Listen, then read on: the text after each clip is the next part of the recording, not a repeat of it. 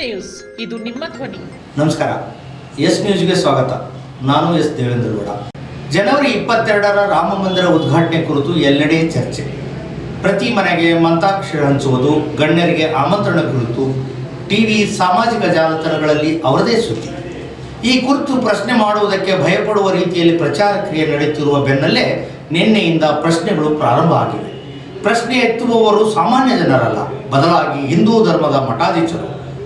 ಉತ್ತರಿಸಬೇಕಾದವರು ಯೋಚಿಸಲೇಬೇಕು. ಪ್ರಶ್ನೆ ಎತ್ತಿದವರು ಸಾಮಾನ್ಯರಲ್ಲ, ಧರ್ಮರಕ್ಷಕರು. ನಿನ್ನೆಯಿಂದ ಸಾಮಾಜಿಕ ಜಾಲತಾಣಗಳಲ್ಲಿ ಇದರದ್ದೇ ಸುದ್ದಿ.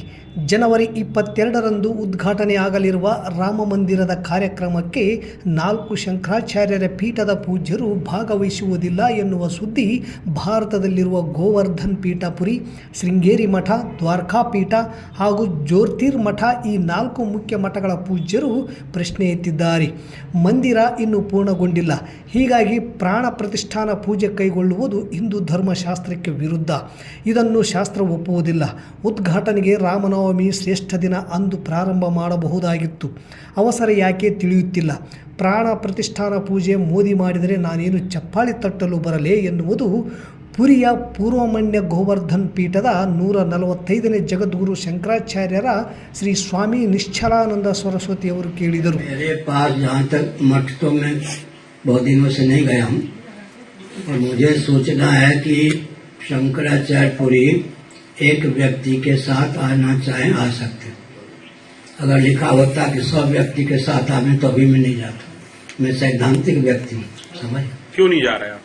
अब मोदी जी लोकार्पण करेंगे, मूर्ति का स्पर्श करेंगे और मैं वहाँ ताली बजा के जय जय करूंगा क्या? मुझे पद नहीं, पद तो सबसे बड़ा प्राप्ति है. मुझे श्रेय नहीं चाहिए, लेकिन थोड़ा आप विचार कीजिए धर्माचार्य क्या रहे हैं.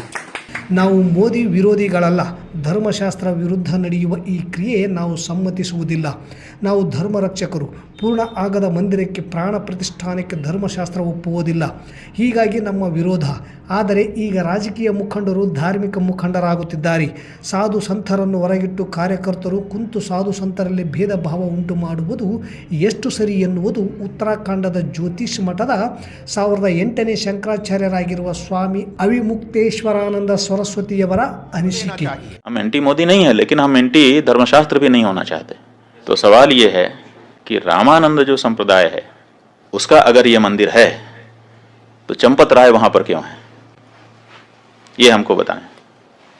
फिर वहां नृपेंद्र मिश्रा क्यों है, फिर वहां पर वो राजा साहब क्यों हैं, फिर वहां पर वो चौपाल क्यों है जो भाजपा का पटना का चुनाव लड़ने वाला व्यक्ति है, वहाँ पर और दूसरे लोग क्यों हैं. फिर ये लोग हटें और हट करके रामानंद संप्रदाय को सौंपें.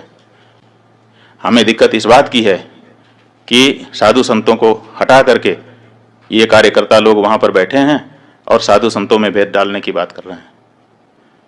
जब चंदा ले रहे थे उस समय क्यों नहीं ये घोषित किया कि रामानंद संप्रदाय का मंदिर है, रामानंद संप्रदाय के लोग देते.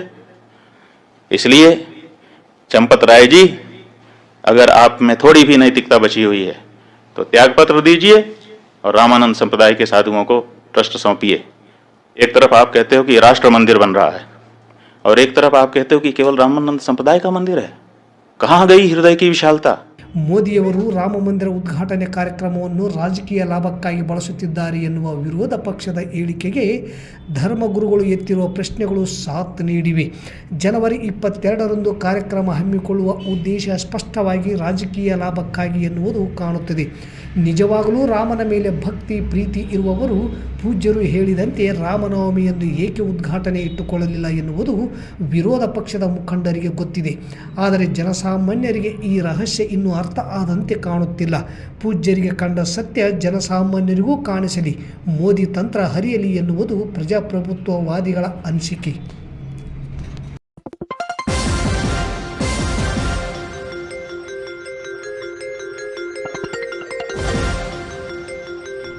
ಎಸ್ ನ್ಯೂಸ್, ಇದು ನಿಮ್ಮ ಧ್ವನಿ.